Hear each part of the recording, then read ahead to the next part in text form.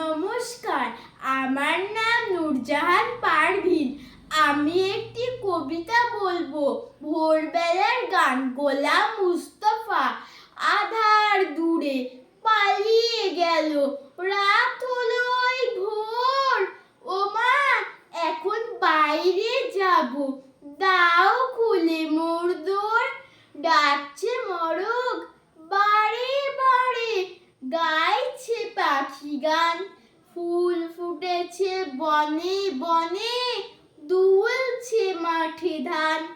পূব আকাশে সোনার রবি উঠছে হেসে ওই। এমন সময় আমরা কেন ঘরের কোনায় রই? খুকুমনি, জাগো এখন, বাইরে চলো যাই। ফুলের মতো ফুটে উঠি, পাখির মতো গাই। নমস্কার।